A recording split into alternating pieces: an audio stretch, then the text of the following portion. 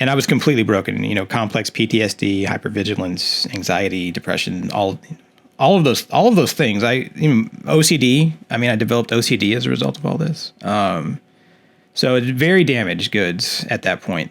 And so I didn't really know. I knew I needed to heal. I didn't know how. I went to the local VA, and I did get paired with a therapist who practiced Eastern medicine. And she taught me mindfulness and worked with me for several years. There's a good chance that she saved my life. John, is it typical for the VA to match a veteran with an expert in Eastern healing? Because if so, that totally shatters my preconceptions of the type of care the VA provides. Let's deep dive into your journey.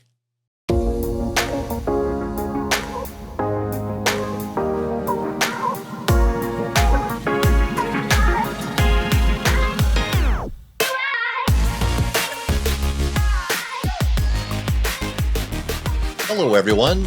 Welcome to Adventures of Good Health, a place where we discuss natural approaches to good health. I am your host, David Maloof. What are the effects of war and chaos on the soldiers who fought that war?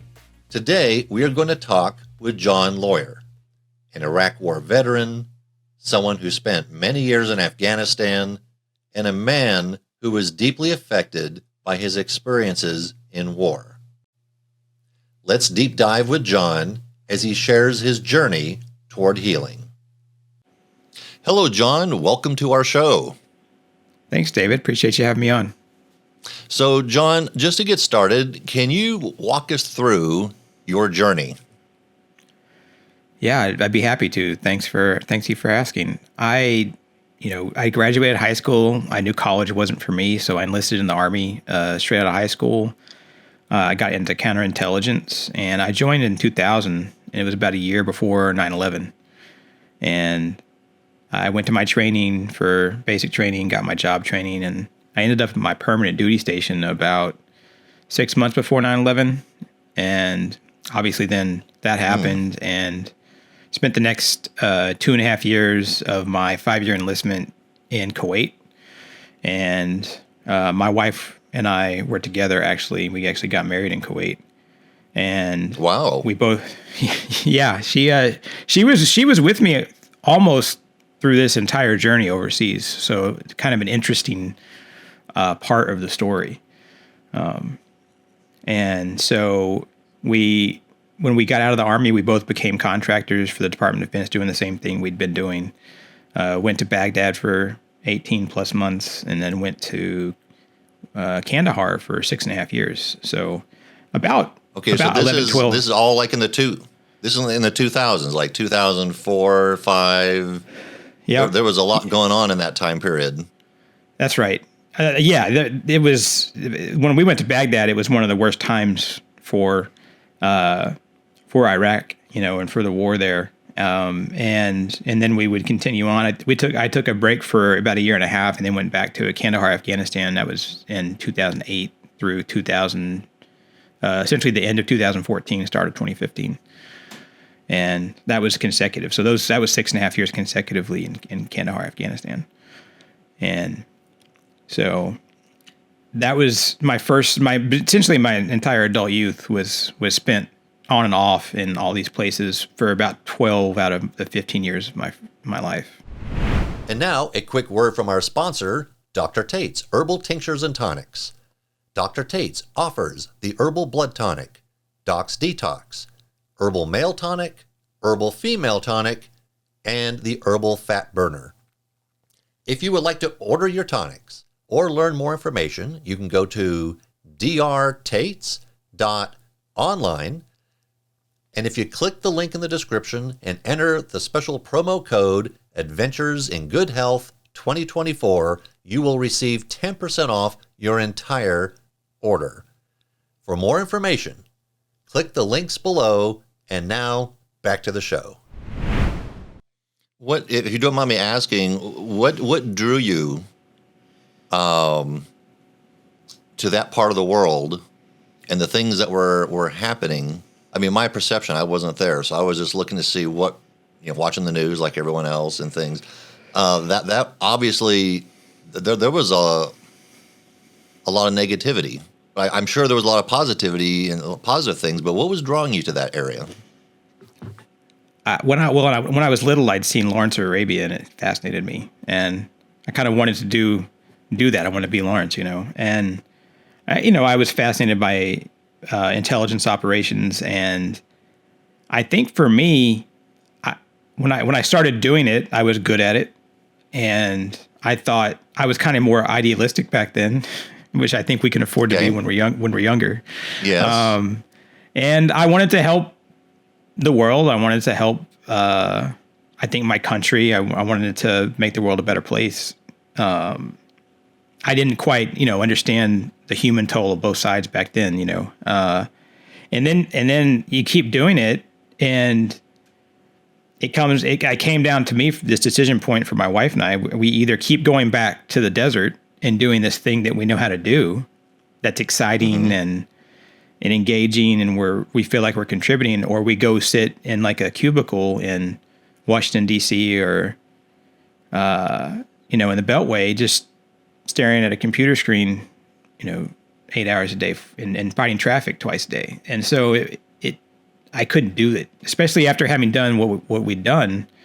I couldn't go back and be normal anymore. Were you just drawn to what was happening? That's what it sounds like is. Yeah, I was drawn to excitement. But does it weigh on you? Yeah, I think that it weighs on you in a way that you don't understand at the time. Kind of like when you're in a pot of boiling water, but it comes to temperature, right? You don't know you're in a pot of boiling water, that kind of situation. So there's all this low-grade trauma that you're not really aware of. And then there's high-grade trauma. There's missile attacks or truck bombs or rocket attacks, these big things that happen that are high-grade trauma. So you have this low-grade trauma, you have high-grade trauma, and, you're constantly hearing helicopters take off and land, you're listening to planes take, there's all this stimulus, and so, and like I said, it was, I was working 110 hours a week, 7 days a week. So I was just always into it. I was always, it was. All right. So there was, wow. I mean, there's no time off then, essentially, if you're working those kind of hours. No, it was just, that was my life for most of those years was fully dedicated to it. So it's like a part of you, it's like, and when you're doing counterterrorism, and that's a lot of what I was doing, and then later asymmetric warfare, it kind of takes an extremist to keep catching extremists. So you kind of have to get in their mind. You kind of have to. You're never going to be successful against them if you're not as dedicated to the job as they are, kind of situation. So I was very dedicated to succeeding. Wow. So obviously through your journey, you're not in Iraq now. No. So walk us through what changed. Well, after all that time, it was time to come home, and home was North Texas. So we came home, and I didn't really know who I was outside of all that. I didn't really have an identity outside of all of that. So, and I was completely broken, complex PTSD, hypervigilance, anxiety, depression, all of those things. OCD. I mean, I developed OCD as a result of all this. So it's very damaged goods at that point. And so I didn't really know. I knew I needed to heal. I didn't know how. I went to the local VA, and I did get paired with a therapist who practiced Eastern medicine. And she taught me mindfulness and worked with me for several years. There's a good chance that she saved my life. I wasn't in a place. Don't mind me, if you don't mind me asking, so one of the concerns that people have is the quality of treatment that our veterans get from the VA. Is it typical that someone would be paired up with someone with an Eastern mindset? I mean, no, it's pretty. You kind of shattered my perception. of the type of treatment that someone would receive and that they deserve from the VA. Yeah, it's not common in the VA to have ended up with a person like that. It was kind of a miracle. And the VA, I would say that the VA has done both a really good job and a really bad job of taking care of me over the last 9 years. I've had some excellent care there.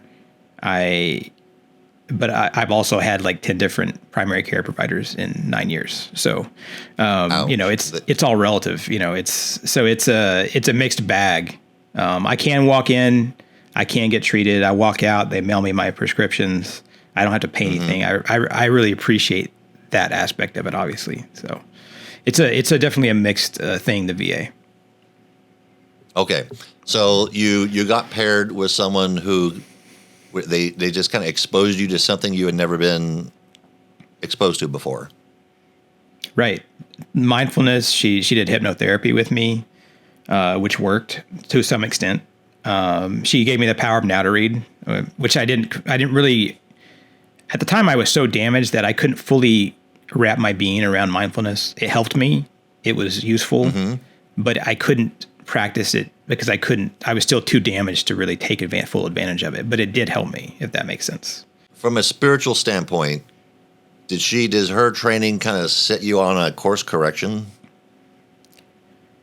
I think it started the snowball rolling down the hill. I think there were a couple of snowballs in my life that started rolling down the hill that made me eventually realize I was on a spiritual journey, because I really didn't know I was until much later. So yeah, I think it definitely was one of the things that led to me having more awareness. You're involved with Kishar Spiritual. That's right. Can you kind of walk us through a little bit what Kishar is? Yeah, about 7 years after coming home, I kind of had this moment of clarity, understanding, whatever you want to call it, where I kind of sensed a oneness with the universe, and I really understood what my higher purpose was, and that was to kind of help people help themselves find their wholeness inside, whether they saw it or not, that light, whether they can see it or not. And I knew that I wanted to start an online nonprofit spiritual community where people could, regardless of faith or belief or anything, could come together and have a conversation and have a safe place that was didn't have ads, didn't have trolls. It was quieter than Facebook or Instagram, that we could have meaningful, authentic conversation in the digital age. And so I worked, that was a little over 2 years ago, and I worked every day to make it happen. And so my wife worked with me, and another friend of ours who we served with in Afghanistan. She lives in the Balkans, and we've all worked on it. And Kishar itself stands for Mother Earth, the Sumerian goddess of Mother Earth and Gaia. And Mother Earth. Also represents the line on the horizon, which I think beautifully encapsulates this journey that we're all on. And that's what we did. We made a place where people could have daily meditations, affirmations, prompts for having discussions, and Zoom roundtables where we discuss spirituality or subjects that are similar. And it's I went and got my certified professional coaching certification, and we do one-on-one spiritual guidance and coaching sessions as well. And it's all something where we're trying to give back to the world and help make the world a better place and have better conversations with people. You mentioned Facebook. In our modern world, with Facebook, Instagram, the noise, the distractions, the narcissism, and it just draws people in. How does one, in your opinion, in your experience, how does one maintain or even build their spirituality when you've got all these distractions that just seems to be compounded way greater than it was even 20 years ago? That's a good question. I think it starts with slowing things down a little bit, taking a step and considering how you're interacting with the world as a person. I think that even with the algorithms of Facebook and Insta and all that stuff that gets thrown at us, we have a choice about where we put our attention. So I think it's about having an awareness of where we're spending our time and our energy and our effort, and then thinking, what is my investment of energy in that getting me? What benefit does it bring me? And I think that people can get on Facebook and Instagram, and I think they can have a positive experience if they choose to. They can, they can stay friends with someone and follow someone if they're too political and say, I don't need that in my life. Or they can say, they can just keep scrolling. There's a great power in just keeping that finger scrolling on your phone, or the mouse wheel scrolling on the desktop. You don't have to engage with especially strangers on the internet. But I think we have to ask ourselves, what's arguing with our family on the internet or friends, what's that gonna accomplish? So I think we have to have that intention and awareness to just decide that we're going to have this less stressful, less anxious, existence. And so it starts. I think there's something that connects with our inner self there, that self with a capital S, that connects back to us spiritually. I think that could be whether you're an atheist or you're a Hindu or you're a Christian. That connects with our inner self, that relates to us taking a step back and having this time for ourselves and saying, I can do something better for myself. So what do you mean inner self? In your opinion, what is that? To me, the inner self is the universe. I believe there's a oneness of everything. It's very pantheistic, we're all stardust. We all came from the same energy. Whether it's scientifically, whether it's spiritually, whether it's religious, I think that we're all saying very similar things, whether we're this spiritual construct or this religious philosophy or this scientific idea. I think that there's a lot of overlap in the Venn diagrams. And so I think it's that universal self, that consciousness that's behind the mind and the ego, that connects back into whatever we believe is consciousness, that is linked, I think, probably to everything. Is that the inner self, the concept of the inner self, is that, I'm going to say compatible, but is it compatible with, if someone comes in, whether if they have a Islamic belief or a Christian belief, is that something that they need to leave at the door? Or is there a compatibility? Oh, I believe there's a universal compatibility. And I think if you just take the base dogma or rules and man-made stuff that gets put into religion or even spirituality at times, I think that we can all maintain our base faith if we want, and still talk to each other and like I said, be saying very similar things. So no, I feel like I could sit down and practice my individual, unique spiritual faith, which is my own, next to a Muslim or a Christian or a Hindu or a Taoist. And that it's that God of many names or God of no names. Even if you're an atheist, I think that we could sit down and probably be very close to one another. I'm one of those people who likes to try to connect dots. I'm a Sure. dot person. I love that. So at one point, if I'm understanding what you were telling me through your story, your life story, you were in many ways a broken man. The effects of your experiences over many years, and today you are spiritual. How did your spirituality help you along this journey? I'm asking you that because there are people in our audience who may be in a similar situation, and maybe they don't know. I mean, they can see the North Star. That's great, but those first steps can be the toughest steps. What were your first steps, and can you walk us through a little bit, if you can, how your spirituality brought you to where you are today? That's a great question. It's a very meaningful question. I would say that the first step is letting go. I don't think that I would have gotten even to the point where I knew I was spiritual if I hadn't let go first, and I did. I got to a point where I said, you know what, there's all this stuff. I still wasn't completely healed yet. And I said, you know what, I don't care. And it wasn't in a bad way. It was I was going to let the day be what it was. I was going to let myself be what I was. And so I think letting go has this amazing power. And so I think letting go has these layers to it. We have to let go of our past. We have to not be tied to the future because it's not here yet. We don't know what's going to happen. And I think there's forgiveness of ourselves. There's forgiveness of others.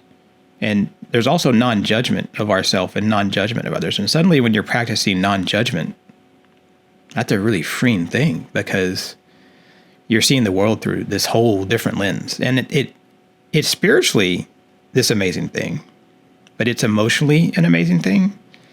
And it's also physiologically an amazing thing. Suddenly you're less anxious. You're having less impact emotionally and physically on your body.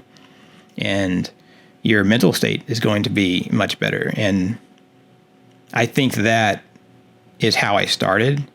And I think that my journey also had a lot of darkness in it. I was in a lot of dark with the military-industrial complex. I was part of darkness with the military-industrial complex. But that helps you see the light. So I think that that's one reason when you look at people who help people, teachers and doctors and coaches, a lot of them have seen something and that helps them have perspective on how to heal people and help people. So I think seeing the darkness was definitely a contrast to be able to see the light in a better way and understand that there's balance in the universe and that we can kind of walk between it, but we can still choose to kind of see the light more. So, were there people who helped you walk this journey? Yeah, absolutely. My BA therapist is one. My wife helped me as well. And I would love to say that the most important person who helped me was me, that I helped myself. And I think self-love, I love that question because it brings me to self-love and self-care. And I think our society teaches us to the hero. We got to be hero and save other people and do this. And we've got to help our husband and wife or take care of the children or help the community. We're very rarely taught to take care of ourselves first. And we're not good to anybody else if we don't take care of ourselves. And we don't take care of ourselves from mind, body, and soul. So I would say that myself was a huge help to myself. Where you are now, you're part of a community. If someone is listening to this podcast or they're watching on YouTube, how could they reach you? Or what would be the best way that someone could reach you if they have more in-depth questions? Sure. We have our main website is kishar.org. That's KISHAR.org. And that has kind of the entry to our community. And it has one-on-one spiritual coaching and guidance offerings and links to all of our socials. And we also have a pretty cool YouTube channel that's pretty instructive and will help people if they're searching. And so all that's right there on the page. And just so that our audience knows, John, all your contact information will be in our show notes. And so if anyone's listening to this driving their car, do not try to jot all that down while you're driving. That would not be a natural approach to good health. You just wait. The links will be in the description. You can click the links and you can reach John. I'm just going to ask you one more quick thing. Sure. And it probably has nothing at all to do with spirituality. Okay. But when I was reading your biography and then you were walking our audience through when you volunteered for the military, often people will say, "Thank you for your service." And I know if I ask 100 or thousands of veterans, I'll get different answers. What does that mean to you when someone says, thank you for your service? Wow, that's a really good question. I don't think anyone's ever asked me that question. I appreciate it in a very deep way. I think that we had a whole generation that lost their youth and they have gone through great trauma, 20 years. And I think that, we lose veterans quite often, every day. And I've lost friends to war. I've lost friends after the war that couldn't cope with the fallout. So I think that it's meaningful, because I think that, especially compared to the Vietnam era, when there wasn't appreciation for what our soldiers were doing, because they weren't doing what they wanted to do. They were just doing what they were told to do. So I appreciate that there's this effort in society to take care of us and appreciate what we did, because I think it's meaningful. So that's what it touches me in a very positive way. Well, thank you for our service. Excuse me. Thank you for your service. Yeah. And I mean that both your service to our country, but also sharing your life journey to help others. I appreciate that, and our audience appreciates that. So, thank you very much, John. Thank you, David. And I appreciate the message that you put out on your show for holistic healing and trying to improve ourselves. I think it's something that everybody needs to hear. So I definitely appreciate you having me on as well. Thank you, John. It's gratifying to hear that the VA helped John on his road to recovery, and that his path included natural approaches. It's disappointing to hear from John that, in his opinion, natural approaches are rather uncommon at the VA, and I believe that is a missed opportunity. Let's keep spreading the word. In the upcoming episodes, we will be talking about natural approaches to fitness, weight training, pain relief, mental health, and of course, we have more episodes of Doc's Herbal Corner. So there's a lot to discuss. Thank you very much for watching and listening.